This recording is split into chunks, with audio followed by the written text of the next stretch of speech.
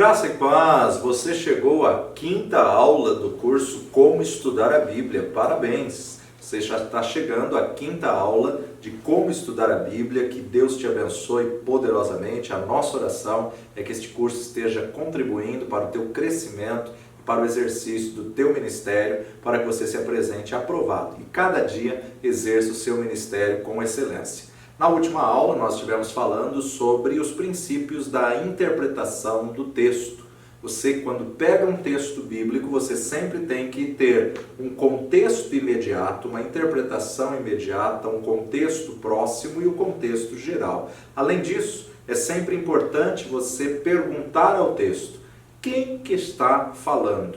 Quem que está falando? Porque a Bíblia é a palavra de Deus, mas nós temos que entender que tem falas de reis, falas de homens, falas de profetas, falas de inimigos e falas até de Satanás. Então você sempre precisa perguntar ao próprio texto. Uma das regras da hermenêutica. A Bíblia por si mesma ela se interpreta, a Bíblia por si mesma ela se explica. Então sempre pergunte ao texto: quem está falando? Em segundo lugar, a quem está falando? Está falando para um rei do norte? Para um rei do sul? Está falando ao povo de Israel? Está falando a uma tribo específica? Está falando a Moisés? Não, está falando a nós. Você sempre tem que perguntar ao texto a quem está falando. Em terceiro lugar, o que está falando? Identifica no texto qual é a mensagem. O que está sendo falado? E em quarto lugar, muito importante dentro de um sermão, qual é a aplicação prática disso na minha vida? O que eu posso trazer isso para a nossa realidade? Para poder te ajudar na interpretação do texto, nós temos que observar aí os recursos literários. Nossa aula hoje vamos trabalhar um pouquinho sobre os recursos literários ou a análise morfológica, que muitas vezes você fugia aí da língua portuguesa, das aulas de português, que você possa mergulhar nessa excelência da palavra de Deus e possa ver a riqueza que essa palavra tem. Falando sobre recursos literários, nós temos que entender que os recursos literários são divididos por grupos literários. E existem alguns grupos mais importantes usados na composição do texto sagrado, que é o que nós vamos abordar. Não vamos pegar todos os recursos literários, mas apenas alguns. Um deles, por exemplo, é a comparação e contraste. O que significa comparação e contraste? Comparação e contraste é quando o texto bíblico envolve ou associa duas ou mais coisas iguais ou parecidas. Faz uma comparação ou faz um contraste. Às vezes, essa comparação é identificada pela palavra como, tal como, né? Então, só esse termo como aparece na Bíblia 3.771 vezes. Não significa que todas elas são comparação, mas como aparece 3.771 vezes. Mas tal como aparece na Bíblia 249 vezes, usando de um recurso literário de comparação ou contraste. Tal como. O termo igual aparece na Bíblia 26 vezes. 26 vezes. Então esses três termos, como, tal como ou igual, eles darão a pista de que duas ou mais coisas similares estão sendo comparadas. Quando você vir isto no decorrer do estudo bíblico, você saberá que o autor está dando ênfase à similaridade. Então vamos num exemplo de 1 Samuel, capítulo 13, versículo 5. 1 Samuel, capítulo 13, versículo 5. E os filisteus se ajuntaram para pelejar contra Israel. 30.000 carros e 6.000 cavaleiros, e o povo em multidão como a areia que está à borda do mar, e subiram e se acamparam em Micmas, ao oriente de Bet-Aven.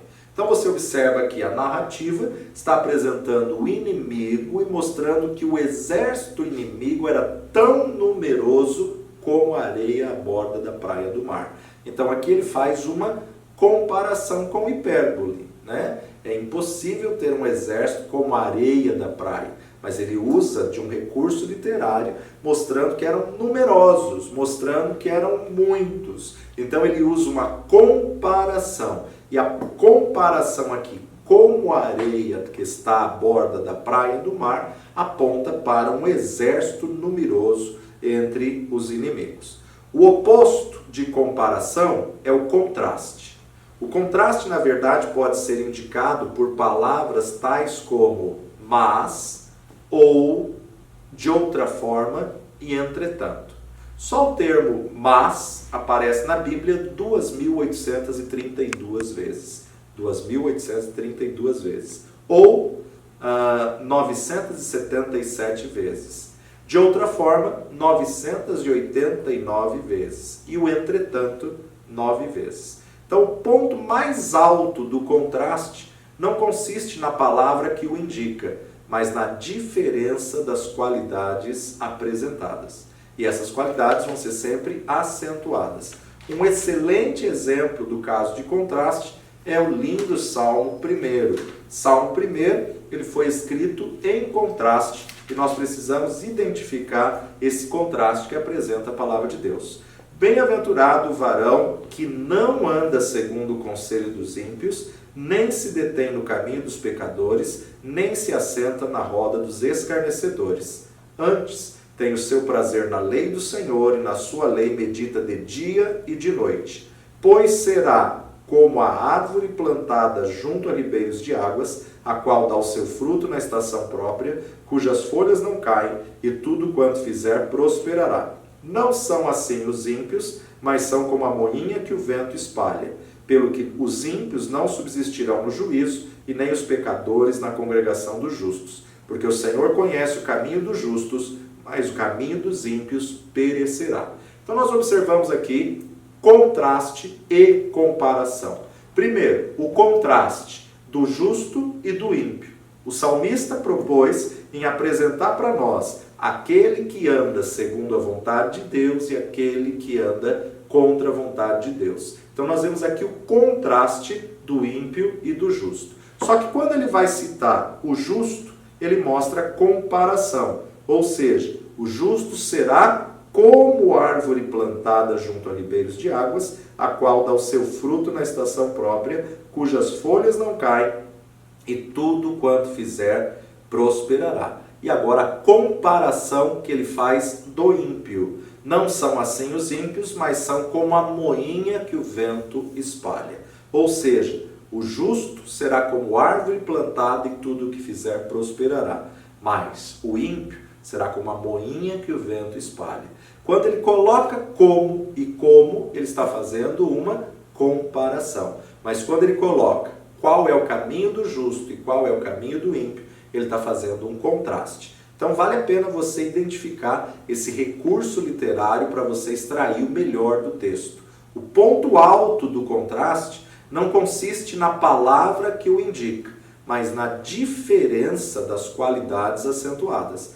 Então, nós observamos aqui que vale a pena servir ao Senhor, que vale a pena ser justo diante de Deus, vale a pena estar como aquele que é uma árvore plantada junto a ribeiros de águas. Uma comparação que vai mostrar um grande benefício, tudo quanto fizer prosperará. Um outro recurso literário é a repetição e o intercâmbio. A repetição é como o uso repetido das palavras, ou seja, frases ou orações idênticas. Para quê? Para dar ênfase ao que se quer dizer. Então, quando se repete em verdade, é porque está na verdade, querendo dar ênfase naquilo que quer falar. Por exemplo, se nós pegarmos o 2º capítulo de Abacuque, vai registrar 5 vezes a admoestação, ai daquele que. O 2º capítulo de Abacuque, ele vai mostrar 5 ais. Então, é na verdade um capítulo de alerta. Um capítulo aí que nós temos que prestar atenção. Por outro lado, no capítulo 23 do Evangelho de Mateus, nós encontramos repetidas vezes a palavra ai de vós, escribas e fariseus hipócritas. Ai de vós, escribas e fariseus hipócritas. Essa repetição reforça a ideia e dá unidade de pensamento à passagem. Já o intercâmbio é um tipo especial de repetição, no qual um padrão se alterna e é repetido. O exemplo disso é o capítulo 1 e o capítulo 2 de Lucas, em que nós encontramos o intercâmbio e a alternação entre os anúncios do nascimento de João Batista e os anúncios do nascimento de Jesus. Agora, você sabe que Lucas era médico, era historiador, e um médico registrar que Jesus nasceu de uma virgem colocava em risco a sua formação, colocava em risco exatamente aonde ele estudou. Então ele tem que colocar na narrativa. Para os homens isso pode ser impossível, mas não para Deus, porque para Deus todas as coisas são possíveis. O importante nós observarmos é que o intercâmbio, ou seja, a repetição alternada, mostrando dois nascimentos, o nascimento do precursor, João Batista, e o nascimento do Salvador, Jesus. Esse intercâmbio que vai abordar, ele vai ser o capítulo, não um versículo em si, mas todo o capítulo 1 e 2. Então, quando você pega o capítulo 1 do Evangelho de Lucas com 80 versículos, ele tem alguns subtítulos. Prefácio, anúncio do nascimento de João, o anúncio do nascimento de Jesus, Maria visita Isabel, o cântico de Maria, o nascimento de João Batista, o cântico de Zacarias e o nascimento de Jesus. Então olha só o intercâmbio que Lucas costurou na descrição do texto. Capítulo 1, ele mostra o anúncio do nascimento de João Batista, o anúncio do nascimento de Jesus. Ainda no capítulo 1, ele mostra o nascimento de João Batista e capítulo 2, o nascimento de Jesus. Então ele faz uma repetição de um contexto, não de uma palavra, de um contexto, que isso é chamado na literatura de intercâmbio. A repetição de uma mesma ideia num contexto alternado. João Batista precursor, Jesus o Salvador. Então o uso do intercâmbio reforça a ideia da comparação e também apresenta o contraste. A Bíblia evidencia isso de uma forma muito tremenda, e uma Bíblia que explora melhor essa parte desse recurso literário é a Bíblia Palavra-Chave, que vai reforçar esse intercâmbio de comparação e contraste. Um outro recurso literário que a gente também encontra nos textos bíblicos é a gradação e continuação. A gradação, ela ocorre em passagens em que se repete o uso dos termos mais ou menos, iguais, e o aumento ou a diminuição sucessiva progressivamente. Então vamos comigo para Amós capítulo 1, versículo 6. Livro do profeta Amós, profeta menor, capítulo 1, versículo 6. Assim diz o Senhor: por 3 transgressões de Gaza e por 4 não retirarei o castigo, porque levantaram em cativeiro todos os cativos para os entregarem a Edom. Agora vira uma página e vai para o capítulo 2, versículo 6. Assim diz o Senhor: por 3 transgressões de Israel e por 4 não retirarei o castigo, porque vendem o justo por dinheiro e o necessitado por um par de sapatos. Então você observa que o escritor, ele começa da mesma forma: assim diz o Senhor, por 3 transgressões de Gaza e por 4, mas ele muda o complemento. Isso é uma característica da gradação. A gradação é uma sentença repetida. Assim diz o Senhor, por 3 transgressões e por 4 não suscitarei o castigo. A mesma sentença é repetida tanto em Gaza, quanto em Tiro, quanto em Amon, quanto em Moabe, quanto em Judá e finalmente em Israel. Então a mesma sentença, ela vem para Gaza, Tiro, Amon, Moabe, Judá e finalmente Israel. O aumento da mensagem é que a condenação vai chegando cada vez mais perto de Israel. Deus começou julgando as nações mais distantes até chegar em Israel. Então, o povo pelo qual Deus tem um interesse muito especial também será julgado, assim como as demais nações. Essa gradação é demonstrada no livro do profeta Amós. Por outro lado, a continuação, ela envolve uma prolongada apresentação de um tema particular. Uma prolongada apresentação. Ou seja, depois de introduzir o tema, vem o desenvolvimento. Estudando a poesia hebraica, a estrutura da poesia hebraica, nós sabemos que os salmos, eles não se preocupavam com a rima, com a métrica da rima.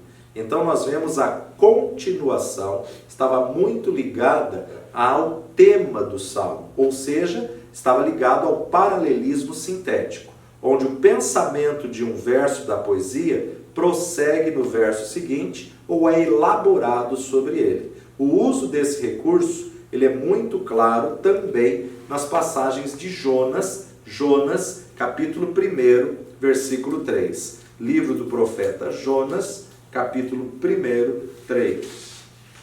E Jonas se levantou para fugir diante da face do Senhor para Tarsis. E descendo a Jope, achou um navio que ia para Tarsis, pagou, pois, a sua passagem e desceu para dentro dele, para ir com eles para Tarsis, de diante da face do Senhor.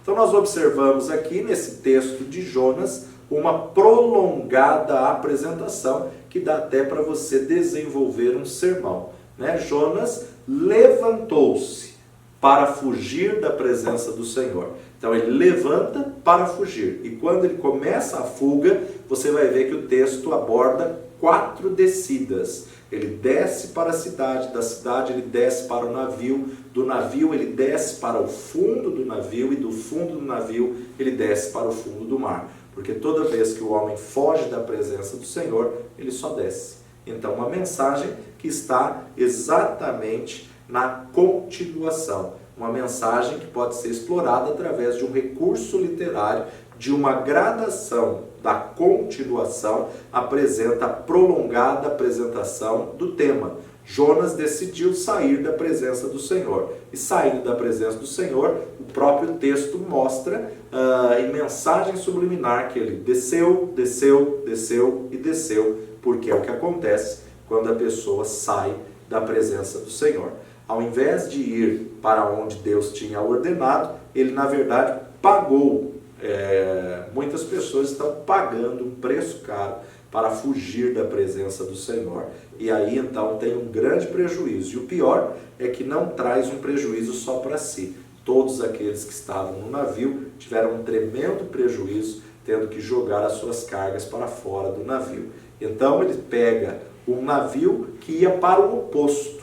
Deus diz, vai para Nínive, e ele vai para Tarsis. Tarsis era na direção da Espanha, ele pagou a passagem e trouxe então uma grande tempestade, não só ao marinheiro, não só a ele, mas a todos os tripulantes daquele navio.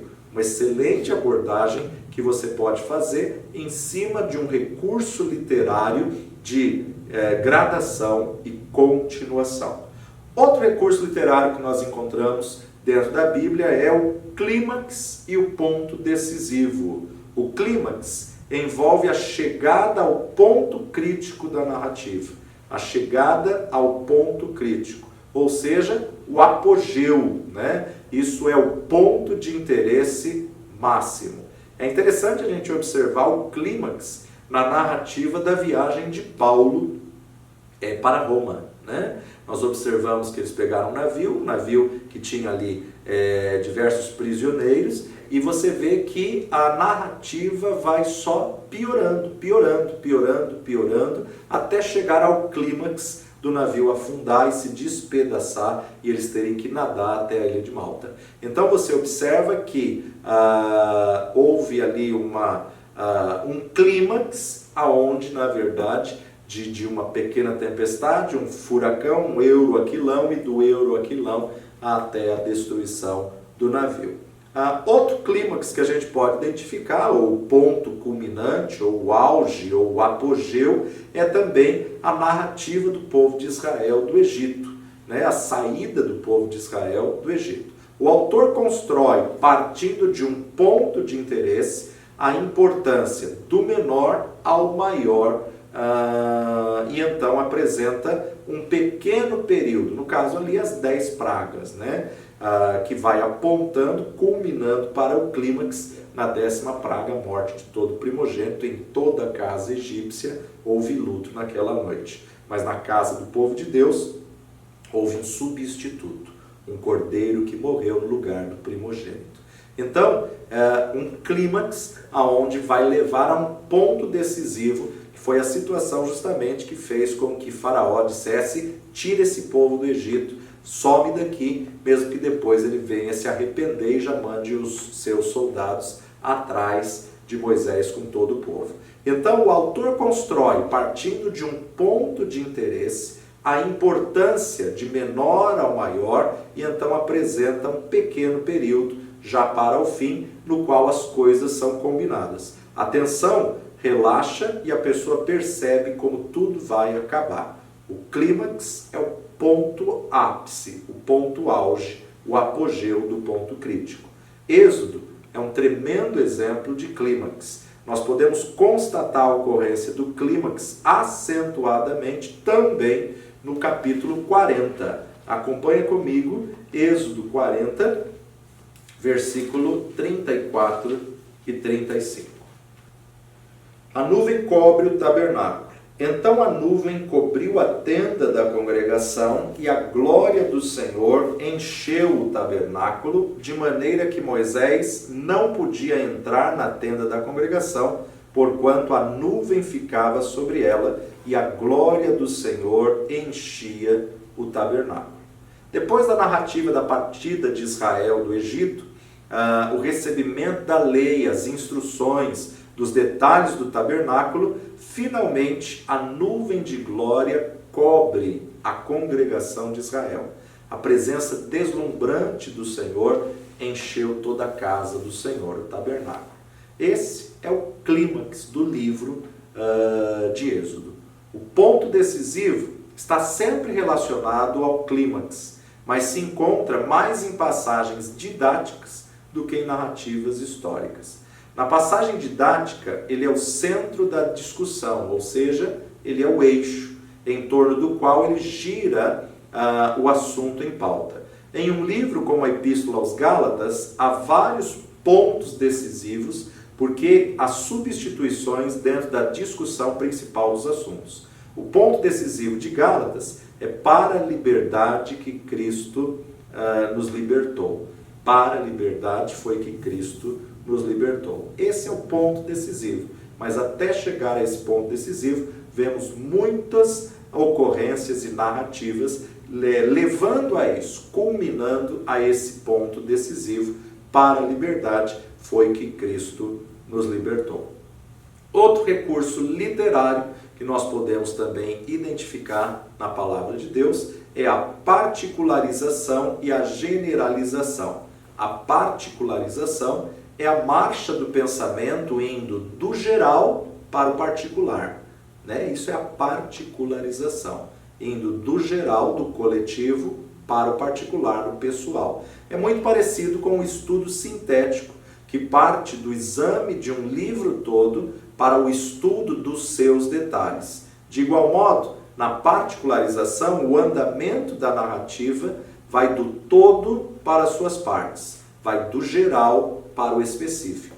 Em outras palavras, nós podemos ter a generalização do tipo: porque todos pecaram e destituídos estão da glória de Deus. Agora, se o fulano pecou ou se eu pequei, tudo volta ao específico. Isto é particularização. Foi algo coletivo, mas que na verdade às vezes chamada de pensamento dedutivo, a particularização. Também podemos ver a questão da particularização na situação em Josué do julgamento de Acã. Né? Primeiro vai do coletivo à tribo, da tribo à aldeia, da aldeia à família, da família ao pai de família, do pai de família a Acã. Particularização. Já quando nós observamos Mateus capítulo 6, Acompanha comigo, Evangelho segundo Mateus, capítulo 6, de 1 a 18. Continuação do Sermão da Montanha, esmolas, oração e jejum. Guardai-vos de fazer esmola diante dos homens, para serdes vistos por eles. Aliás, não tereis galardão junto de vosso Pai que está nos céus. Quando, pois, deres esmola, não faças tocar trombeta diante de ti, como fazem os hipócritas nas sinagogas e nas ruas, para serem glorificados pelos homens. Em verdade vos digo que já receberam o seu galardão. Mas quando tu deres esmolas, não saiba a tua mão esquerda o que faz a tua direita, para que a tua esmola seja dada ocultamente, e teu Pai que vem em secreto te recompensará publicamente. E quando orares, não seja como os hipócritas, pois se comprazem em orar em pé nas sinagogas e às esquinas das ruas, para serem vistos pelos homens. Em verdade vos digo que já receberam o seu galardão. Mas tu, quando orares, entra no teu aposento e, fechando a tua porta, ora a teu Pai que vê o que está em oculto, e teu Pai que vê o que está em oculto te recompensará. E orando, não useis de vãs repetições como os gentios, que pensam que por muito falarem serão ouvidos. Não vos assemelheis, pois, a eles, porque vosso Pai sabe o que vos é necessário antes de vós lhe pedirdes. Portanto, vós orareis assim: Pai nosso que estás nos céus, santificado seja o teu nome, venha o teu reino, seja feita a tua vontade, tanto na terra como no céu. O pão nosso de cada dia dá-nos hoje, perdoa-nos as nossas dívidas, assim como nós perdoamos aos nossos devedores. E não nos induzas à tentação, mas livra-nos do mal, porque teu é o reino e o poder e a glória para sempre. Amém. Porque se perdoardes aos homens as suas ofensas, também vosso Pai Celestial vos perdoará a vós. Se, porém, não perdoardes aos homens as suas ofensas, também vosso Pai vos não perdoará as vossas ofensas. E quando jejuardes, não vos mostreis contristados como os hipócritas, porque desfiguram o rosto, para que aos homens pareça que jejuam. Em verdade vos digo que já receberam o seu galardão. Porém tu, quando jejuares, unge a cabeça e lava o rosto, para não pareceres aos homens que jejuas, mas sim o teu Pai que está em oculto, e teu Pai que vê o que está em oculto te recompensará. Então você observa aqui uma narrativa do contexto do coletivo ao pessoal, do coletivo, daquilo que na verdade é abrangente a toda a humanidade da Terra, para a particularidade pessoal que cada um responderá diante de Deus. Além da particularização, nós também podemos fazer o oposto, o inverso, em alguns textos bíblicos, ou seja, a generalização. A generalização é o andamento do pensamento indutivo, indo do exemplo específico para o princípio geral, indo do individual para o coletivo. É o inverso da particularização. Por exemplo, Tiago começa o capítulo 2 da sua epístola com exemplos específicos de uma conduta cristã correta, para tratar as pessoas com amor, independentemente dos seus trajes, honrar aos pobres, amar ao próximo, obedecer aos mandamentos divinos. Ele parte dessas coisas específicas para um princípio geral, e no último versículo do capítulo 2 de Tiago, a generalização que ele faz é: como o corpo sem o espírito é morto, assim também a fé sem obras é morta. Acompanha comigo Tiago capítulo 2 e vamos observar do individual para o coletivo, ou seja, a generalização. É o oposto da particularização. Tiago capítulo 2, dos versos 1 ao 26. Condena-se o fazer acepção de pessoas. Meus irmãos, não tenhais a fé de nosso Senhor Jesus Cristo, Senhor da glória, em acepção de pessoas. Porque se no vosso ajuntamento entrar algum homem com anel de ouro no dedo, com vestes preciosas, e entrar também algum pobre com sórdida vestimenta, e atentardes para o que traz a veste preciosa, e lhe disserdes: assenta-te tu aqui num lugar de honra, e disserdes ao pobre: tu, fica aí em pé ou assenta-te abaixo do meu estrado. Porventura não fizestes distinção dentro de vós mesmos, e não vos fizestes juízes de maus pensamentos? Ouvi, meus amados irmãos, porventura não escolheu Deus aos pobres deste mundo para serem ricos na fé e herdeiros do reino que prometeu aos que o amam? Mas vós desonrastes o pobre. Porventura não vos oprimem os ricos e não vos arrastam aos tribunais? Porventura não blasfemam eles o bom nome que sobre vós foi invocado? Todavia, se cumprirdes conforme a Escritura, a lei real, amarás o teu próximo como a ti mesmo, bem fazeis. Mas, se fazeis acepção de pessoas, cometeis pecado e sois redarguidos pela lei como transgressores. Porque qualquer que guardar toda a lei e tropeçar em um só ponto, tornou-se culpado de todos. Porque aquele que disse, não cometerás adultério, também disse, não matarás. Se tu, pois, não cometeres adultério, mas matares, estás feito transgressor da lei. Assim falai e assim procedei, como devendo ser julgados pela lei da liberdade. Porque o juízo será sem misericórdia sobre aquele que não fez misericórdia, e a misericórdia triunfa sobre o juízo.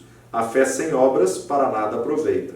Meus irmãos, que aproveita se alguém disser que tem fé e não tiver as obras? Porventura a fé pode salvá-lo? E se o irmão ou irmã estiverem nus e tiverem falta de mantimento cotidiano, e algum de vós lhes disser, ide em paz, aquentai-vos e fartai-vos, e lhes não derdes as coisas necessárias para o corpo, que proveito virá daí? Assim também a fé, se não tiver as obras, é morta em si mesma. Mas dirá alguém, tu tens a fé e eu tenho as obras? Mostra-me a tua fé sem as tuas obras, e eu te mostrarei a minha fé pelas minhas obras. Tu crês que há um só Deus? Fazes bem. Também os demônios o creem e estremecem. Mas, ó homem vão, queres tu saber que a fé sem obras é morta? Porventura Abraão, nosso pai, não foi justificado pelas obras quando ofereceu sobre o altar o seu filho Isaque? Bem vês que a fé cooperou com as suas obras e que, pelas obras, a fé foi aperfeiçoada. E cumpriu-se a Escritura que diz, e creu Abraão em Deus, e foi-lhe isso imputado como justiça, e foi chamado o amigo de Deus. Vedes então que o homem é justificado pelas obras e não somente pela fé. E de igual modo Raabe, a meretriz, não foi também justificada pelas obras, quando recolheu os emissários e os despediu por outro caminho, porque assim como o corpo sem o espírito está morto, assim também a fé sem obras é morta. Um tremendo exemplo de generalização que mostra do indivíduo ao coletivo, que mostra do particular ao geral. Por isso, generalização, que é exatamente o oposto da particularização. Outro recurso literário que encontramos na palavra de Deus é a causa e substância. Causa e substância. O princípio da causa e substância parte, na verdade, da causa para o efeito. Quando for causa, da causa para o efeito. Quando for substância, do efeito para a causa. Então, sempre tem o contraste, né? Quando tratamos aí do primeiro recurso literário, comparação e contraste, é um oposto do outro. O segundo recurso literário visto, repetição e intercâmbio. A repetição, o uso repetido das palavras, frases ou orações idênticas. O intercâmbio, um tipo de repetição no qual o padrão alterna o que é repetido. Terceiro recurso literário, gradação e continuação. A gradação ocorre em passagens em que se repete o uso dos termos mais ou menos iguais, o aumento ou a diminuição sucessiva progressivamente. Já a continuação envolve uma prolongada apresentação de um tema particular. Quarto recurso literário, o clímax e o ponto decisivo. O clímax envolve a chegada do ponto crítico da narração, é o ponto de interesse máximo. E o ponto decisivo está relacionado ao clímax, mas se encontra mais em passagens didáticas do que em narrativas históricas. E particularização e generalização. É a marcha, particularização é a marcha do pensamento indo do geral ao particular. E generalização é o andamento do pensamento indutivo, indo do exemplo específico para o princípio geral. E agora estamos trabalhando sobre causa e substância. O princípio da causa parte da causa para o efeito. Primeiro ele trata o motivo para se fazer algo e depois o efeito, o resultado disso. Esse é o princípio que pode ser visto no livro do profeta Abacuque, capítulo 2, versículo 5. Abacuque, capítulo 2, versículo 5. Tanto mais que, por ser dado ao vinho, é desleal, um homem soberbo que não se contém, que alarga como o sepulcro o seu desejo e como a morte, que não se farta, ajunta a si todas as nações e congrega a si todos os povos. Então, outra tradução nos diz, o arrogante, cuja gananciosa boca se escancara como sepulcro, e como a morte, que não se farta, ela ajunta para si todas as nações e congrega todos os povos. A causa, a ganância. O efeito, a guerra. Outro exemplo de causa, a gente pode encontrar no texto conhecido de Romanos, capítulo 6, versículo 23. Observe o padrão de causa e efeito acontecendo duas vezes no mesmo versículo. Porque o salário do pecado, a causa, o efeito, é a morte. Mas o dom gratuito de Deus, a causa, e o efeito é a vida eterna. Por Cristo Jesus, nosso Senhor.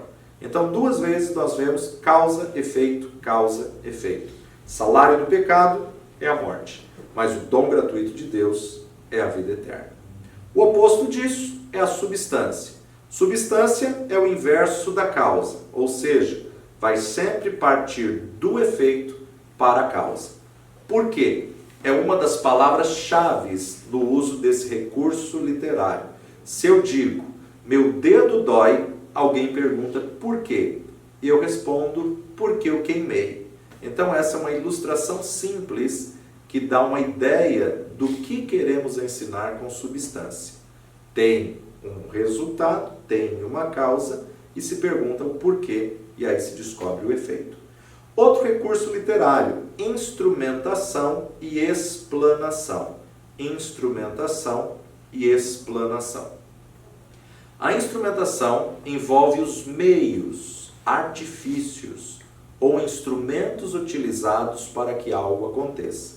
As palavras-chave de instrumentação são através de ou por, como na última frase do Evangelho de João, capítulo 14, versículo 6. Evangelho de João, 14, 6.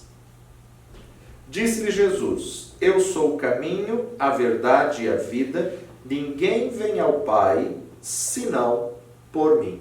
Então a gente vê, o instrumento pelo qual nós chegamos até o Pai é Jesus Cristo. Ninguém vem ao Pai, senão por. Por é a instrumentação. Indica qual é o meio de chegarmos até Deus. E a explanação? A explanação ela esclarece, ela analisa e ela explica. Por exemplo, o Evangelho de Lucas, capítulo 2, versículo 4. Evangelho de Lucas, capítulo 2, versículo 4. E subiu da Galiléia também José, da cidade de Nazaré, à Judéia, à cidade de Davi, chamada Belém, porque era da casa e da família de Davi. Então a explanação, por que ele subiu? Ele subiu porque ele era da casa, da linhagem, da família, ele era descendente de Davi e na verdade o recenseamento tinha saído para todo descendente de Davi. Então a explanação. Outro recurso literário que nós encontramos na palavra de Deus, preparação e sumarização. A preparação é um material introdutório, é um material preliminar, precedendo a sessão ou livro. Por exemplo, Evangelho de Lucas, capítulo 1, de 1 a 4, que é intitulado como prefácio, nós temos a preparação. Tendo, pois, muitos empreendido pôr em ordem a narração dos fatos que entre nós se cumpriram, segundo nos transmitiram os mesmos que os presenciaram desde o princípio e foram ministros da palavra, pareceu-me também a mim conveniente descrevê-los a ti, ó excelentíssimo Teófilo, por sua ordem, havendo-me já informado minuciosamente de tudo desde o princípio, para que conheças a certeza das coisas de que já estás informado. Esse prefácio do livro do Evangelho segundo Lucas, do capítulo 1, dos versículos 1 a 4, é qualificado como preparação. É um material introdutório precedendo o livro ou a sessão. O escritor nos dá aquela pequena introdução preliminar, dizendo qual o seu propósito ao escrever o Evangelho segundo Lucas. Esse é um elemento quase que natural no início de quase todas as epístolas do apóstolo Paulo. Todas as cartas que ele escrevia, ele fazia uma preparação para entrar na carta, ou um prefácio de cada carta. E por outro lado, a sumarização. A sumarização é a condensação das informações de forma abreviada, ou seja, é um resumo de tudo aquilo que já foi escrito ou já foi dito. Faz um sumário, né? Então, o capítulo 45 de Gênesis, ele é um sumário de toda a vida, de toda a história de José, antes de ele partir para a narrativa do texto. Então você observa que como se fizesse um resumo da vida dele, um resumo histórico. Quando Paulo foi apresentado diante do tribunal, ele fez uma sumarização da sua vida, mostrando que ele também era perseguidor dos cristãos até o momento que ele teve o encontro com Jesus no caminho de Damasco, e mostrando que ele não podia ser desobediente à visão que ele recebeu do Senhor. Um outro recurso literário é a interrogação. A interrogação é o ato ou efeito de interrogar. É um interrogatório. Interrogar é o mesmo que fazer perguntas. Às vezes, os escritos sagrados fazem uma pergunta e logo a seguir já nos dão a resposta. Paulo faz isso com frequência na sua forma literária de escrever, né? Um exemplo disso a gente encontra na carta de Paulo aos Romanos, capítulo 3, versículo 31. Esse era um dos estilos literários do apóstolo Paulo. Romanos 3, 31. Anulamos, pois, a lei pela fé? De maneira nenhuma.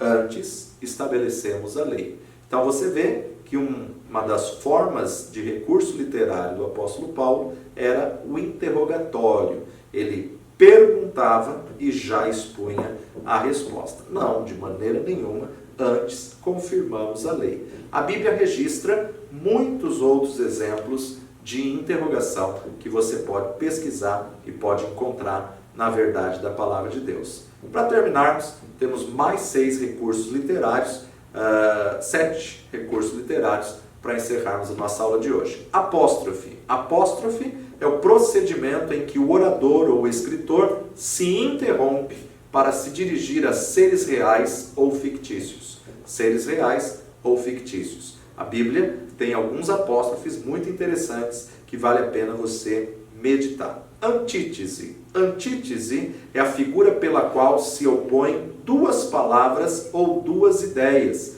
É o contraste e a oposição que forma, no caso, a antítese. Provérbio. Provérbio é uma sentença expressa em poucas palavras e que se tornou um dito popular, um conselho, um ditado, um provérbio. Acróstico. Composição poética em que as letras iniciais reunidas formam verticalmente uma palavra ou uma frase. Sabemos que o Salmo 119 foi escrito num acróstico do alfabeto hebraico antigo, né? As 22 letras do alfabeto hebraico compõem um acróstico, ou seja, Aleph, Bet, Gimel, Dalet, He. Cada sentença dessa é uma letra do alfabeto hebraico, e essa letra do alfabeto hebraico tem 8 versos glorificando a palavra de Deus. Então, Salmo 119 são justamente os 22 letras do alfabeto hebraico antigo, sendo que cada letra tem 8 versículos mostrando o que significa a palavra de Deus numa forma de acróstico. Se fosse para contextualizar o português, seria como se nós falássemos qualidades da palavra de Deus com A, B, C, D, E, F, G até o Z, e em cada letra dessa 8 qualidades da palavra de Deus, é o que forma o acróstico do Salmo 119. Outro recurso literário é a harmonia. A harmonia envolve unidade por acordo ou coerência. Então, numa passagem, um ponto deve concordar com os demais. Isso se chama lei da harmonia, porque na dita passagem, todas as partes dizem a mesma verdade. A escritura inteira é um exemplo de harmonia. Embora escrita por 40 escritores diferentes, em tempos distintos e com formações distintas, tem uma harmonia. E a harmonia pode ser vista claramente em toda a Bíblia, como também nas passagens que apresentam o problema e a resposta como solução. A harmonia apresenta a doença e o remédio, o pecado e o perdão, a promessa e o cumprimento. Paulo também usa desse recurso literário, ainda no capítulo 3 de Romanos, agora dos versículos 21 a 31. A justificação pela fé em Jesus Cristo.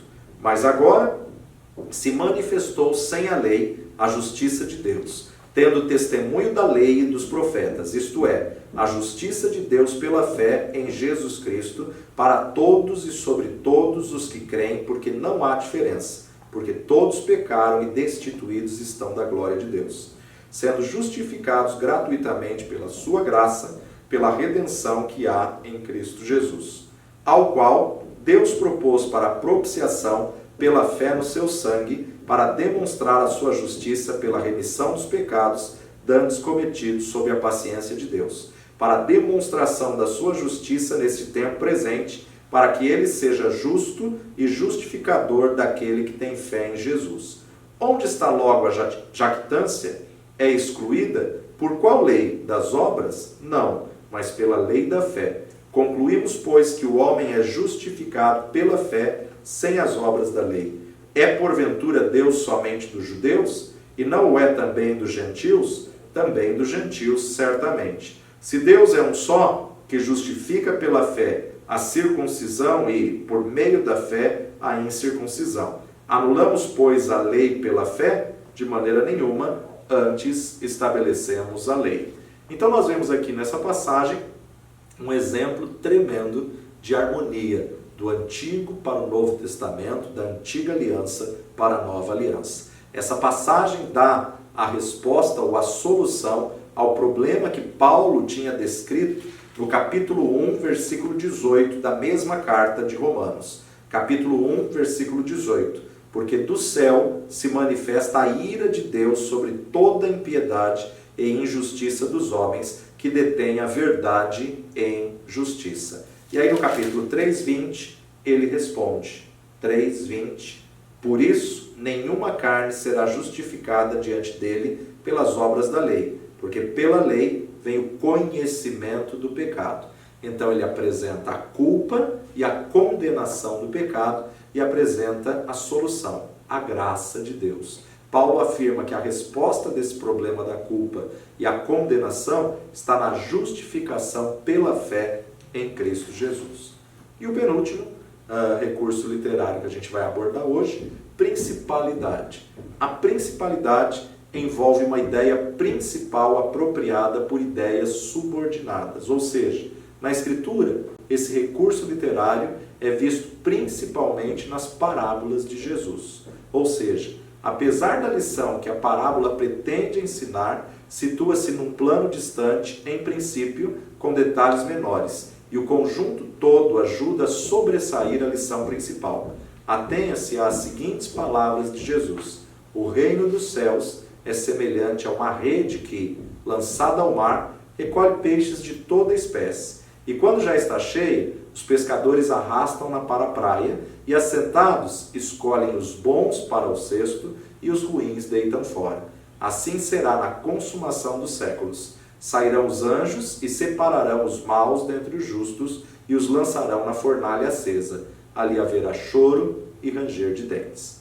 Através de uma parábola de Mateus capítulo 3, do 47 ao 50, Jesus apresenta uma verdade do reino dos céus. E aqui nós vemos que o ponto principal, a principalidade dessa declaração de Jesus é a separação do trigo e do joio, dos bons e dos maus, dos justos e dos ímpios na consumação dos séculos. Ou seja, a escatologia, o final dos tempos. Os pontos subordinados são as informações referentes aos pescadores, à rede, aos peixes e ao cesto.